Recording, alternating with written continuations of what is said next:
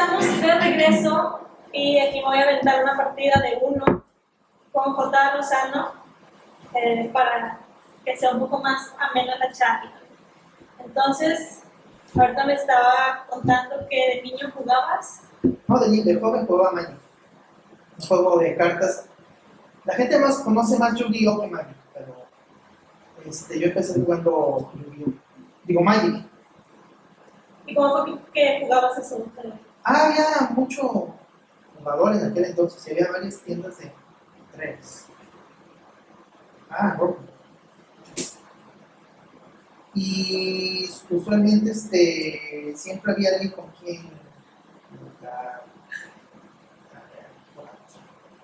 Hace ratito nos estabas contando sobre la serie esta que está ahorita de What If. Entonces, por ahí no sé si hacías otros comentarios de películas de este estilo. ¿Siempre te han gustado los cómics? Sí, siempre, desde pequeño me han gustado los cómics.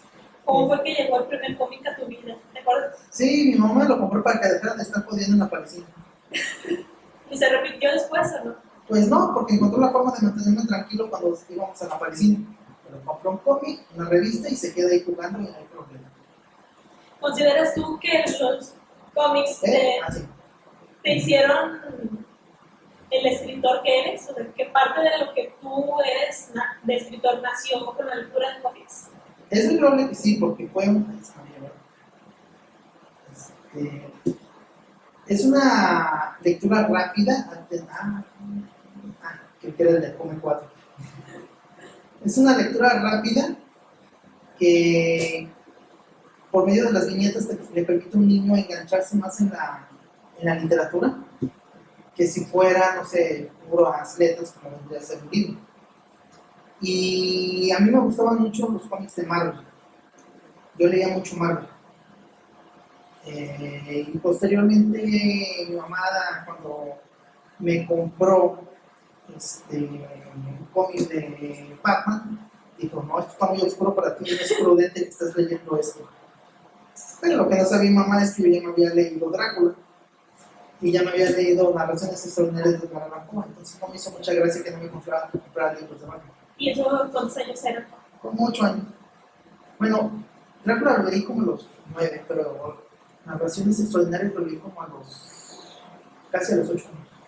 ¿Cuándo sentiste tú que el horror, el terror, todo esto era lo tuyo? ¿Con qué relato o qué cuento dijiste, esto es lo mío? El Escarabajo de Oro, El Escarabajo de Oro y el de...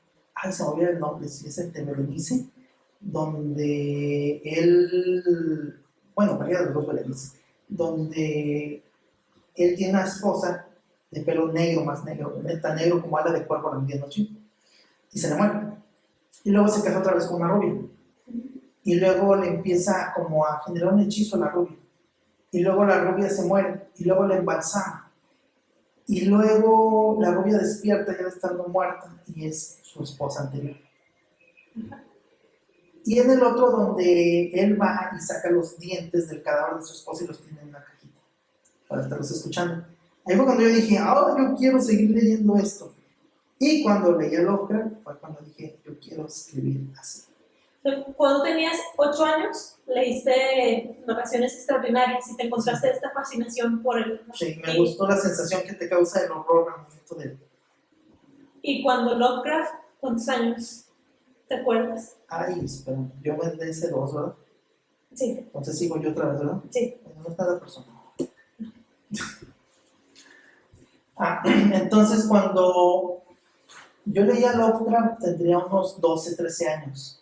Y el primer relato de él fue El horror de Dunwich. Y no me atrajo tanto por el final, porque no me describe a final de cuentas cómo era el monstruo. Y me dije: vamos dándole chance otra vez, con otro relato. Y leí La sombra sobre Innsmouth. Y entonces ahí fue donde me di cuenta que Lovecraft escribe muy, muy, muy, muy, muy bien, aunque sus personajes son muy planos. Yo ahí todavía no había hecho análisis de personajes, pero me gustó mucho la narrativa y la forma en la que él te utilizaba como cómplice para que tú también te fueras imaginando la historia. Y que cuando él te dijera, y era el monstruo más horrible que se pudiera imaginar, tú te imaginaras ese tipo de monstruo.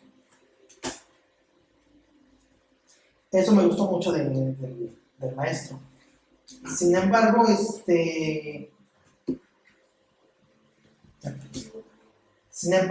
ya ahora, ya en la adultez, ya con un poquito más de análisis crítico, de estudio de personajes, de ver cómo crear un personaje, cómo meter una narrativa, cómo el personaje tiene que tomar su propio camino, me doy cuenta que la mayoría de los personajes del maestro eran todos los mismos. Tú leías al personaje que salía en La Sombra mismo, leías al personaje que aparece en La Herencia de Peabody, leías al personaje que aparece en El que susurra en la oscuridad. Te das cuenta que prácticamente era Lovecraft con diferente nombre. Porque incluso en Dagon, el que cuenta la historia es un capitán marino, pues tú esperarías que se expresara de otra manera, que se expresara como un marino, que dijera exabruptos, que dijera palabrotas, que no supiera expresarse, que no tuviera la lingüística suficiente para poder describir algo. Algo que incluso teniendo la habilidad narrativa, te costaría trabajo describir a una criatura de más de 12 metros que parece un pescado, que es humano, que respira baba, que altera la misma realidad cuando se mueve. Pues incluso te costaría trabajo describir eso, y este marino lo describe con una facilidad tremenda.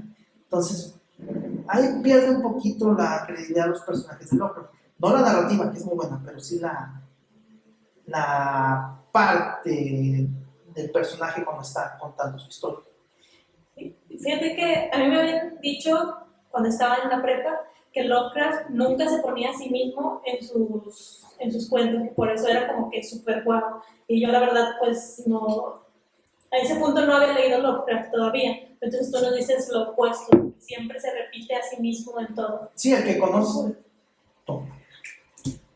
el que ya ha leído a Lovecraft y sobre todo alguna de sus biografías y cómo era el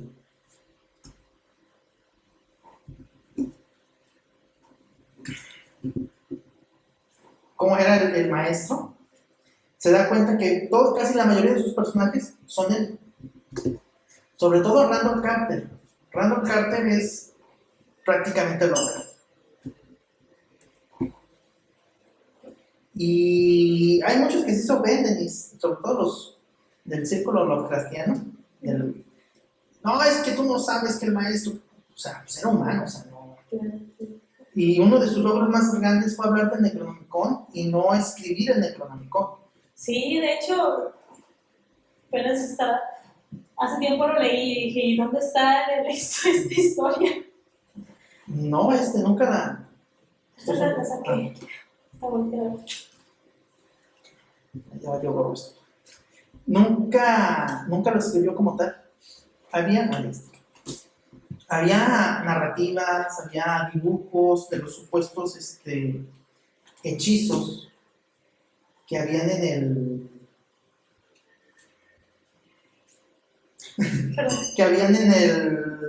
Necronomicon, pero no.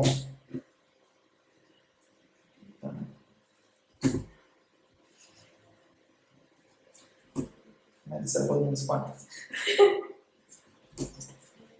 Pero como tal nunca lo escribió. Y eso es lo que muchos pues cuando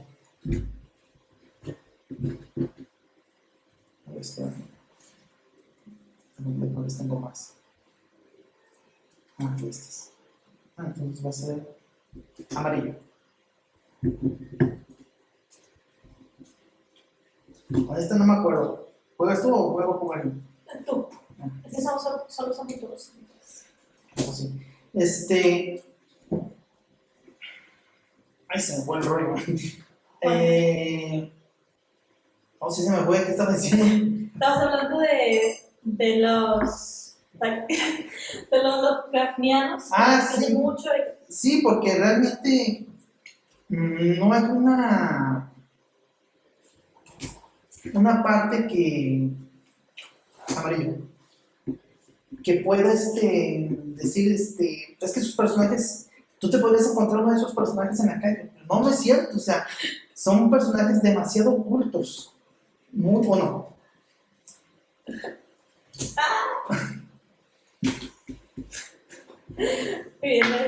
Son personajes demasiado ocultos que muy difícilmente te los vas a encontrar en la calle. Porque todos los conocimientos, que eran un montón los que tenía Lovecraft, los plasmaban en sus personajes. Eran geólogos, eran químicos, eran botánicos, eran fisiólogos, eran botánicos, eran espeleólogos, naturistas, criadores de animales. O sea, todo el conocimiento que Lovecraft acumuló en su vida, que era mucho gracias a la biblioteca de su abuelo, lo plasmaba en sus personajes. El que diga que no se dibujó nunca en sus personajes está mintiendo, o nunca ha leído en realidad a Lovecraft. O no lo conoce. O no conoce a Lovecraft, o no ha leído nada de la biografía de Lovecraft como era.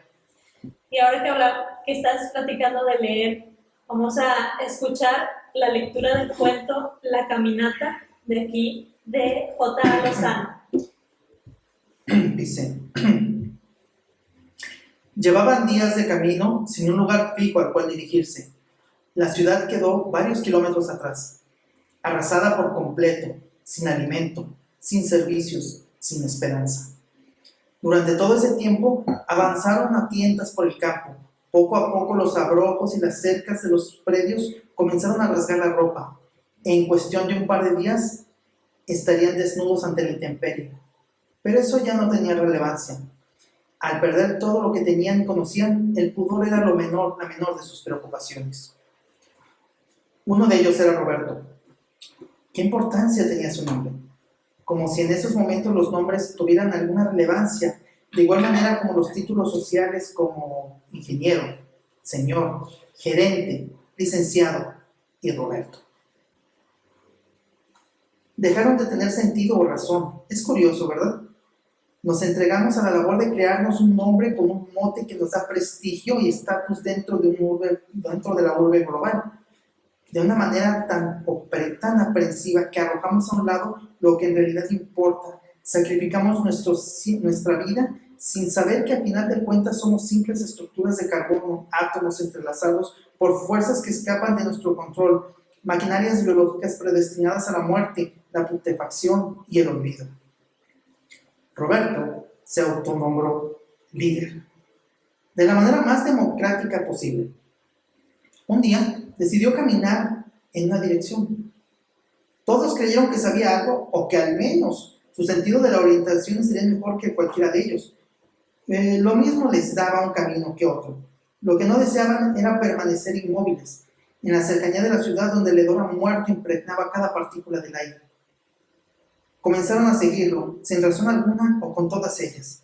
En realidad, ¿estas importaban? ¿Tenían sentido saber por qué? En medio de la desesperanza y la angustia,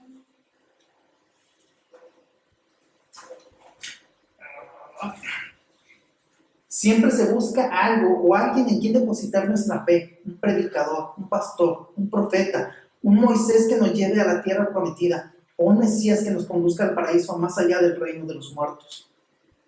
Así iniciaron la caminata, sin saber el destino. Confiaban en su líder como si fuera un dios. El día y la noche pasaban sin alguna implicación alguna. Lo mismo les daba el sol en el cenit, que abrazaba sus cuerpos, que la luna al emerger de las montañas cercanas, que alargaba las sombras de los prados. El sonido de los pies al golpearlos la borrasca ahuyentaba a los pocos animales que sobrevivieron. Los jadeos llenaban con su nueva armonía el sendero. El sonido del viento conllevaba tortuosos resuellos entre los árboles. La ciudad ya no era siquiera un punto a consideración en lontananza. Sus muertos permanecieron en ella. Su destino era el mismo que el de las demás ciudades del mundo: convertirse en sepulcros. ¿Cómo sucedió todo tan rápido? Muy sencillo, con aeropuertos que conectan a 3 continentes en menos de un día de viaje. La enfermedad se esparció como el fuego en la pradera. Nuestro más grande temor se hizo presente. Nuestra pesadilla más atroz se volvió realidad: el fin de la humanidad. Los alaridos de las ciudades poco a poco fueron acallados por quejidos, después por gruñidos y al final por lamentos. Los hogares que considerábamos seguros se volvieron criptas abiertas con cientos de muertos. Los sobrevivientes no tuvieron más opción que volver al campo, a la naturaleza que ellos mismos repudiaron y dejaron en aras del dinero. Eso volvía más patético a ese grupo que avanzaba sin sentido alguno. La indiferencia los consumía al grado que de ya no importarles si alguien quedaba en el camino, si alguno se desbarrancaba o quedaba imposibilitado para seguir caminando. Su humanidad murió con todas las ciudades. Solo los impulsaba la ingente necesidad o necedad de permanecer en movimiento.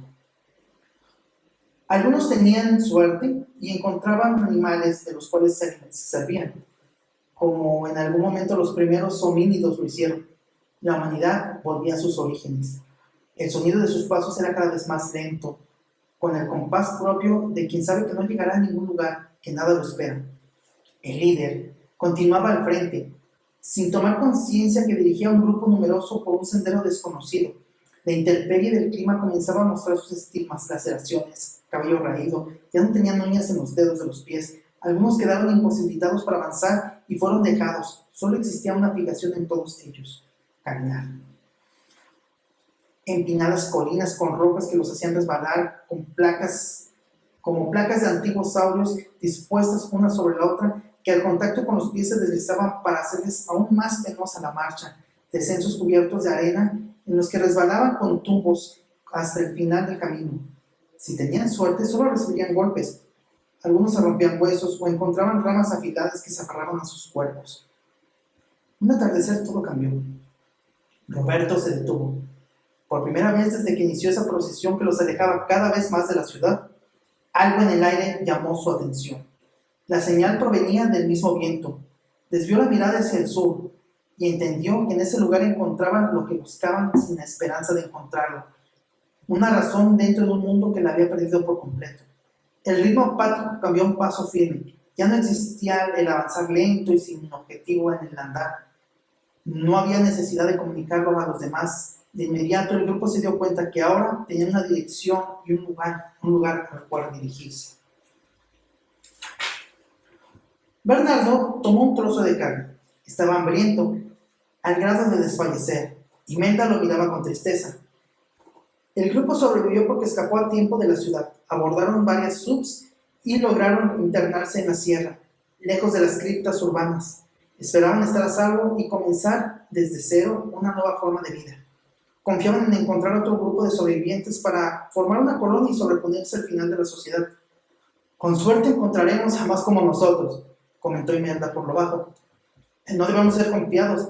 Si hay más como nosotros, buscarán con nuestra comida y nuestros vehículos. Debemos estar preparados para defendernos y no dudar. ¿Estás hablando de asesinar? No, respondió Bernardo con determinación. Estoy hablando de sobrevivir. Todos asintieron en silencio. La vida había cambiado y con ello las normas de humanidad también. La ley del más apto volvió a imponerse con una sola premisa: sobrevivir a cualquier precio. El grupo de Roberto se detuvo. Al fin encontraron otro grupo que, al igual que ellos, abandonó la ciudad. Por fin el esfuerzo y las pérdidas acaecidas tenían un sentido y un valor. La apatía se volcó en emoción y avanzaron hacia el grupo sin saber cuál sería la reacción de ellos. Bernardo tomó la escopeta más cercana y disparó certero y misericordia. El impacto dio de lleno en el vientre de Roberto, que cayó de bruces. Los demás imitaron a Bernardo y abrieron fuego. Entonces, el líder de la marcha que abandonó la ciudad se puso en pie. El sonido gutural de su maxilar descarnado se traducía en una sola palabra: hambre. El grupo de Imelda vio emerger decenas de esos muertos andantes. Las almas de poco servían contra los que ya no respiraban. El hambre los motivaba a continuar. 2 de ellos cayeron sobre Bernardo, quien fue mordido en el cuello y un brazo. Al caer, otros 3 se abalanzaron para desgarrar la piel y tomar un trozo de él como alimento. Los demás trataron de huir, pero el improvisado campamento estaba rodeado. Uno de ellos encendió una de las subs y aceleró. En la desesperación perdió el control y se estrelló contra un árbol. Un par de brazos lo sujetaron por el cuello para arrancarle la cabeza. Imelda disparaba. Se terminaban las municiones y tomaba otra arma. El recuerdo de lo vivido en la ciudad, el día que la humanidad murió, la golpeó. Su padre fue el primero de la familia en caer. A los pocos minutos, el hombre que fue su héroe desde niña, asesinaba a mordidas a su madre. La mujer que le dio la vida destrozaba al hermano menor para alimentarse de él. Nada en todo el mundo la preparó para ese momento. No hubo respuestas a los restos, no hubo ángeles que vinieran a rescatarlos, ni un solo Dios contestó a sus plegarias. El infierno abrió las puertas y sus moradores tomaron la tierra. No pudo evitarlo, el miedo se apoderó de ella y se metió en la sub y bajó los seguros. Con horror vio cómo Bernardo, o lo que aún quedaba de él, se ponía en pie. Ya no era su amigo, ya no era el joven con el que cursó la carrera, ya no era su vecino, ahora era uno de ellos, uno de esos muertos que se alimentaban de los vivos, un infectado por esa extraña enfermedad que destruyó la humanidad, un muerto andante. La joven se dio cuenta que el mundo cambió, con un grotesco sentido de la ironía. La cadena alimenticia se convirtió ahora en la muerte que se alimentaba de la vida. El resto de los compañeros del improvisado campamento comenzaban a levantarse. Con horror se dio cuenta de su destino. No había forma de salir, no había forma de escapar. Estaba condenada a ser devorada viva y convertirse en uno de ellos, para avanzar por el bosque en una penosa caminata en busca de más alimento. Temblaba, comenzó a llorar y gritar cuando sacudieron la sub. En el frente vio a Bernardo golpear el parabrisas con el resto de su mano derecha. La joven descubrió una Colt dentro de la sub. La tomó, apuntó a su antiguo amigo, respiró con mayor frecuencia, al grado de hiperventilarse. Las lágrimas andaban a caudales, con determinación se colocó el arma en la boca. El sonido de un disparo rompió con los gemidos que ahora formaban un concierto macabro, para convertirse en pasos que avanzaban por el bosque, en una caminata sin sentido o dirección alguna encabezada por alguien que alguna vez recibió el nombre de Roberto. Sí.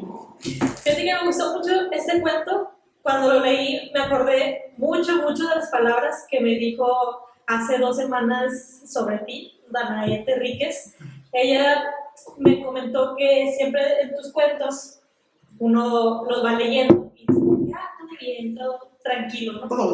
Todo bonito, por así decirlo, y que al final, o sea, siempre pasa este giro que, pues, que te deja como, ¿qué bueno que pasó? Y fue lo que yo expresé cuando lo estaba leyendo, de que estaba Roberto, y yo así que me imaginaba, ¿no? Los humanos, ¿no? Normales, así, de carne y hueso, vivos, y no me hizo clic, la verdad, cuando le dispararon en el estómago y él se tiró. Dije, no inventes, ellos solo querían comida.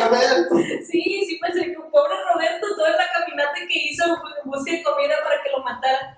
Y luego cuando se levantó, yo dije, bueno, pues a lo mejor no lo lastimaron tanto, ¿no? Y luego ya después que empieza esta matanza de zombies hacia los que realmente eran humanos del campamento, ya como que mi cerebro explotó, de que no inventes, me acordé de las palabras de Danae por completo. El cuento me gustó mucho ese giro que le das. Los invito a leer los cuentos de J.A. Lozano. Este cuento que acabamos de leer pertenece al libro número 2 de Cirque du Grotesque, se escribe, para los que lo quieran teclear. Y estos son parte de los cuentos de la señorita Loreto. Así es. Bueno, el segundo tomo se llama Cazadora de Talentos. Ella tiene un circo y te muestra los relatos como si fueran atracciones del circo. En Cazadora de Talentos te toma a ti como parte del grupo. Cuando de hecho desde el primero te toma como parte del grupo y te va llevando como si fueras un personaje más del libro para que vayas conociendo los relatos. Y en el segundo ella te lleva a su carromato y te dice, hay que buscar historias porque ya se acabaron las de allá. Y te pone a buscar hacer una cosa que es una caja que se me olvidó el nombre. Y en esa caja ella mete su stack, su backup, y lo mueve y de ahí salen las historias. Y para la tercera entrega que va a salir el año que viene se llama Asylum. Porque se iba a llamar Manicomio, pero no me terminaba de gustar. Y luego Sanatorio, pero tampoco. Dije, asilo, como asilo algo. Asilo. Y en este te va a llevar precisamente a un asilo de personas que tienen problemas mentales. Y las historias van a estar dentro de las celdas, como pacientes. Y lo que hice fue tomar trastornos mentales reales y darles un toque paranormal. Es decir, tomar la paranoia y realmente darle un toque, como era en el medievo, que eran posesiones demoníacas, o si te está hablando Dios, o si te está hablando alguna entidad, cuando en realidad es un problema químico dentro de tu cerebro. Aquí lo voy a tratar como algo paranormal. Metí mucho esa parte, y mientras que en el primer libro, la avaricia, es el toque que marca el libro, y en este es más como horror cósmico, en el tercer libro se plantea mucho lo que es como el horror religioso.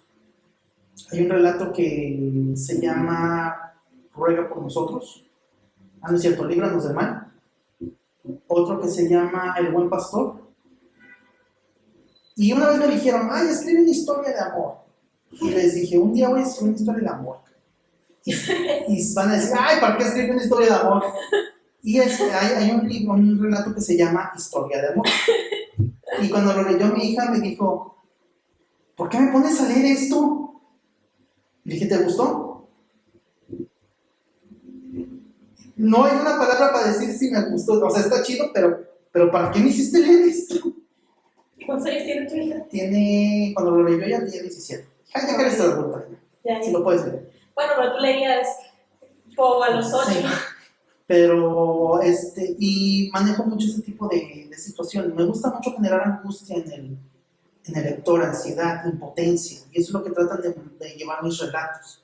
Al final, darle esa impotencia al lector de decir, ¿por qué? O sea, como tú dices, todo iba bien, o sea, todo estaba bien de historia. Elena es el relato que más me gusta de la segunda entrega. ¿Sí?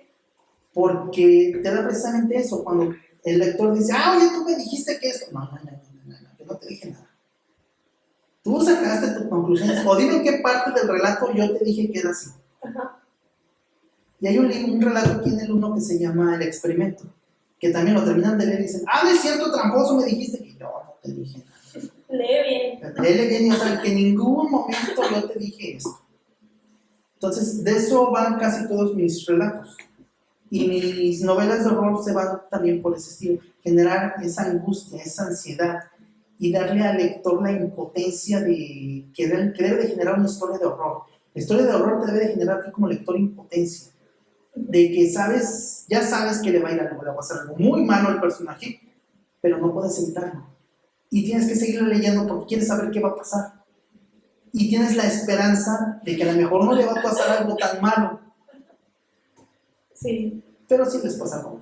Sí, también otra cosa que me dijeron de tus cuentos era que eras muy cruel con tus personajes principales, pero pues al escribir horror, pues eso es algo aplaudible, ¿no? Es algo que si logras que el lector se quede con esa sensación de impotencia, de coraje, de miedo, de todo esto, lo lograste, ¿no? Hay un ejercicio en los talleres que doy que les digo, tienen que hacer que el lector empatice con todos los personajes, aunque el personaje solamente salga en 2 páginas o en 3 renglones, tienes que hacer que el lector empatice con él. Les pongo la narrativa de que va un fulano caminando por la calle y le dispara a otro, y sigue caminando. Y tú puedes pensar, qué macho, pero si tú dices que este fulano que va caminando se llama Pedro, que pidió un préstamo, que este préstamo se lo acababan de otorgar en el trabajo, que llevaba meses escribiéndolo porque el préstamo es para una operación para su hijo que tiene leucemia y que con eso va a sobrevivir, que con eso va a seguir adelante, que se va a endeudar en el trabajo, que va a trabajar horas extras sin que se la paguen, que prácticamente le vendió su alma al empleador, pero su hijo va a sobrevivir porque tiene dinero para la operación.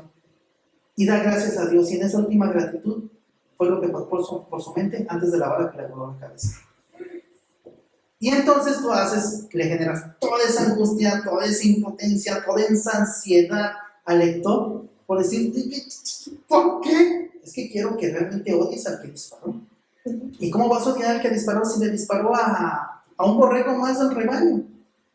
No, yo necesito un borrego específico y contarte la historia de ese borrego y contarte todo lo que ha pasado de ese borrego para que al final esta persona, cuando lo mate, te cause realmente el impacto emocional que yo quiero causar en el lector. ¿Y de dónde o por qué tus cuentos son así? ¿Tienes un motivo? O sea, ¿cuándo fue que dijiste, mis cuentos quiero que sean de esta manera? Porque así me gusta el horror leerlo a mí. A mí no me gusta un horror sencillo, a mí no me gusta un horror de espantujo, de espantabobos. Hay un libro que se llama La Devoradora de Almas, que yo lo leí y dije, ¿por qué se llama La Devoradora de Almas? Y sí, lo iba leyendo y estaba bueno el libro, estaba bueno. Pero cuando llegas al punto de por qué se llama así, te quedas, uy, hasta se te hiela la sangre de que, ay, desgraciadamente tiene un final bonito. Y a mí me gustan los finales que no sean bonitos, porque una historia de horror no puede tener un final bonito. Por lo menos tiene que tener un final desgarrador, Sí. como el final de la película de La Niebla. Al final los monstruos se fueron. El ejército llegó y cerró ¿qué era? Flecha Rota, el proyecto Flecha Rota, y regresaron a todo el montón de primordiales que estaban ahí, los regresaron a su dimensión. Pero el hecho de que el personaje haya matado a los suyos y no tuviera una bala para dispararse, y que vea que si se hubiera esperado solamente 10 minutos todos hubieran vivido, es así como se termina una historia de horror. Si no termina bonito o termina con un final, tienes que dar un final desgarrador para el personaje.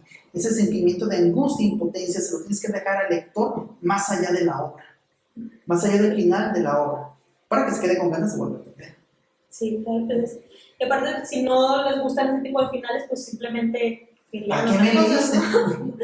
Sí, y sí, también eso me comentaron y por eso estaba feliz de conocerte al fin, porque justo Luis Villa fue el que me dijo, si te gustaron mis historias, porque acabo de leer las suyas, dijo, las de J. Lozano, te van a gustar todavía más, porque todos sus finales son así como que súper, te vuelan la cabeza. Y es que sí, es como me gustan a mí las historias, los relatos, todo, que me dejan esa sensación de, no lo vi venir, como el final de Robots del Amanecer. Se iba a acabar el libro, faltaban como 2 páginas. ¿Qué va a contar en 2 páginas y saca Simón? Y ¡pum! Saca el libro y, ¡oh cielos! Necesito volver a leerlo. Y lo vuelves a leer y te das cuenta que te dio pistas todo el camino. Y no las viste. Y no las viste. Sí. De hecho, tú también diste pistas, era otra cosa que te iba a comentar. En este cuento de la caminata, ahorita que lo estoy escuchando de tu voz, nos fuiste dando pistas de que se les cayeron las uñas, de que se alimentaban de animales, de que se les rompían los huesos y pues cuando yo lo leí fue como, pues sí, es que no han comido, pobrecitos, están desnutridos. Están a la intemperie, caminando. Sí, y luego también eso de que alguna vez se llamó Roberto, pero pues qué importaba ya, es como que, pues, ¿cómo que qué importa? Pues si es una persona, pues deben de llamarle de alguna forma, pues Roberto es un nombre, ¿no? Y luego ya al final entiendes que todas esas pequeñas cosas que nos fuiste dando, nos ibas avisando, no son humanos, No están vivos. Sí, no están vivos y sí, entonces es algo que también me gustó mucho de tus cuentos. Y hay otro que leí, se me fue el nombre, la verdad, ahorita, pero que empiezas de atrás hacia adelante. Ese cuento ese relato tiene una historia muy interesante, porque si tú lo lees del principio al final, que fue como lo escribió originalmente, el cuento es una porquería. O sea, el cuento es súper obvio desde el principio, y dices, ay, lo van a matar ay, esta es la madre, va a pasar esto, ay, esta es la hija de fuego, ay, porquería de cuento. Y sí, en efecto lo terminé y dije, esto es una porquería de cuento. Y lo imprimí nada más para poder hacerlo bonito y entrarlo a la basura. Pero cuando lo agarré y dije, ¿y si lo cuento al revés? Y ya lo estructuré para contarlo al revés.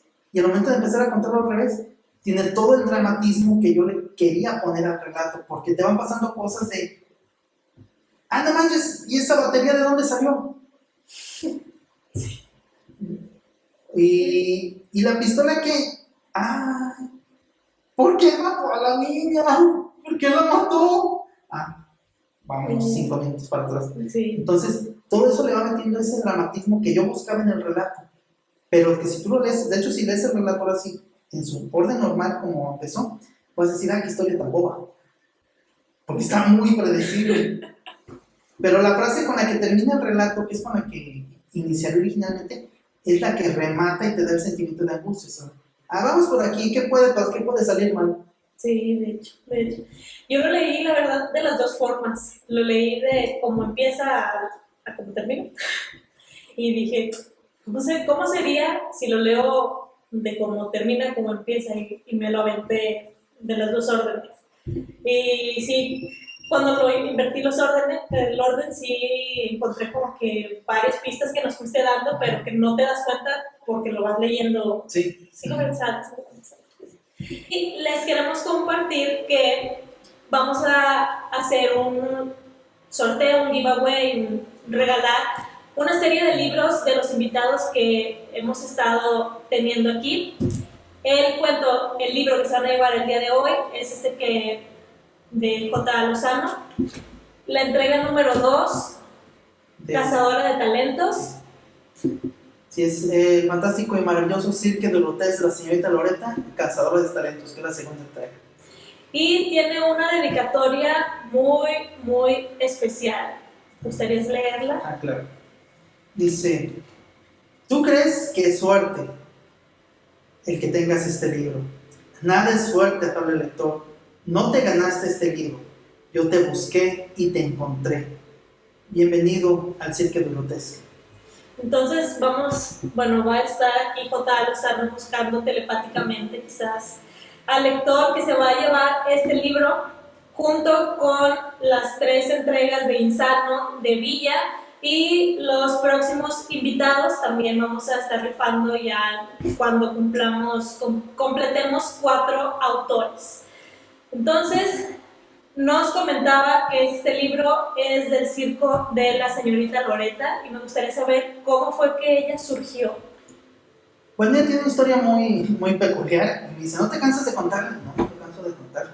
Cuando yo tenía cerca de 7 años, iba a la escuela primaria de Toluquilla, Lauro Vadillo Díaz.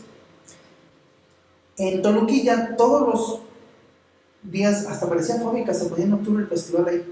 Las fiestas patronales de Toluquilla es en octubre. Como todas las fiestas patronales de nuestro amado México, pues es un novenario a la Virgen, a la patrona o al patrón de esa zona.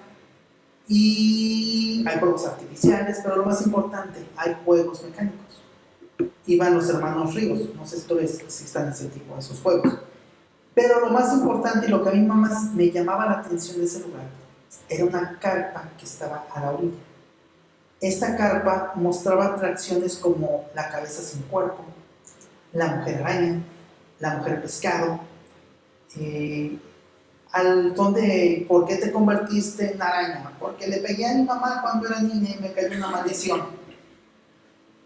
Tenía un amigo, es un amigo de toda la vida, que se llama Israel, y no fue con Israel, fue con otro, ya no me acordé. Total, con otro amigo. Ya hace muchos años de eso. Lo que sí me acuerdo es que nos colamos, porque no era para niños el espectáculo, y nos colamos. Entonces, el maestro de ceremonias que está ahí está hablando con la cabeza sin cuerpo, que es una mujer completamente vestida de negro, con un fondo negro. Entonces, pues da la impresión de que es la pura cabeza. Y la agarra de la cabeza y la levanta del cabello. Y la cabeza está hablando. Entonces, eso para un niño de 7, 8 años de los 80s era completamente impresionante. Ahorita ya no se la creen, pero en aquel tiempo sí no las creíamos. Y me impresionó tanto que cuando iba a crear los relatos yo dije: no puedo poner un relato y otro relato y otro relato y se acaba y otro relato. Quiero un presentador en mis relatos. Quiero a alguien que introduzca al lector al siguiente relato, como la cosa esta que sale en Cuentos de la Cripta. Y entonces, originalmente iba a ser una voz en off que le iba a dar la espalda al lector. Y mientras seguía escribiendo los cuentos, le iba a dar un poquito de voz a esta entidad. En uno de esos relatos, mientras escribía y te estaba imaginando lo que estaba escribiendo, esta entidad da la vuelta y veo a una arlequín. Veo a una mujer vestida en blanco y negro, que tiene un ojo de un color, otro de otro, y el cabello también está separado de colores, como Cruella de Vil.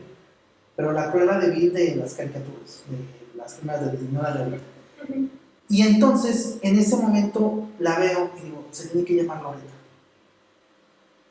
Y ella va a presentarlo. Y Loretta tiene un circo de atracciones. Y tiene una atracción que se llama el Pasillo de las Maravillas. Y el Pasillo de las Maravillas es como esa carpa donde yo vi a la mujer a la cabeza sin cuerpo. Y en cada uno de los nichos de esta carpa está un relato. Y ella le va a decir al lector qué hay dentro de ese relato, con una introducción a qué hay de ese relato. Y así es como Loretta toma posesión del libro Y entonces toma posesión del control completo de la obra, y antes de cada relato, Loretta te va introduciendo y te va diciendo poco a poco de lo que vas a ver en ese relato. Cosas como: Loretta corre la cortina y comienza a caminar. ¿Qué otra acción nos diferencia de los animales?, pregunta mientras guía hacia la siguiente atracción.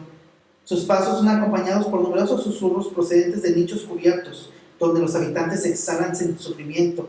El sonido parece deleitar a la joven albina. Con la diestra señala hacia una nueva persiana que se muestra en negro, con algunos retazos de otros colores para cubrir los agujeros. El olor a pólvora impregna el ambiente. Matar por placer, sonríe Loretta. En la guerra se nos da la libertad de matar por unos momentos. Tenemos el poder y el deber de acabar con la vida de nuestros semejantes, sin consecuencia legal alguna. Con su bastón apunta como si fuera un fusil hacia el lector. ¡Pam!, cree. Y sin embargo, eso no elimina las consecuencias morales de quitarle una vida a un ser humano. Se apoya de nuevo con ambas manos sobre el bastón y arquea un poco la espalda. ¿Quién de ustedes podría asesinar sin sentir culpa? ¿Acaso tú podrías hacerlo, estimado lector? Y así es como ella, gracias a esto que me tocó vivir de niño, toma esa forma y toma esa presencia, y es a través de este recuerdo de la infancia que decido que los cuentos sean tratados como parte de una atracción. Es una manera muy interesante de contar el cuento, y si vas a ser el que se va a ganar estos libros, tú también lo vas a tener en tus manos. Yo ya los tengo aquí, los míos. Muchas gracias, J. Lozano, por estar con nosotros en esta velada. Nos despedimos, Dana Tobón. J. Lozano. Y los espero en la próxima. Hay otra cosa que se me estaba olvidando. El Burak, un libro como el Necronomicon de Lovecraft, porque yo sí lo escribí, no resistí la tentación, y que es un libro que mencionan en mis crónicas de vampiros, que lo menciona Meria, que todos los vampiros lo mencionan como un grimorio antiguo. Ya está a la venta en Amazon la primera parte del 4. Les voy a dejar también en las redes sociales de J. Lozano para que puedan encontrar sus libros, puedan encontrarlo a él, y también este dato que nos cuenta sobre el libro que va a estar en Amazon, para que lo puedan leer y puedan enfrascarse en su mundo de historias con finales muy inesperados. Los dejo con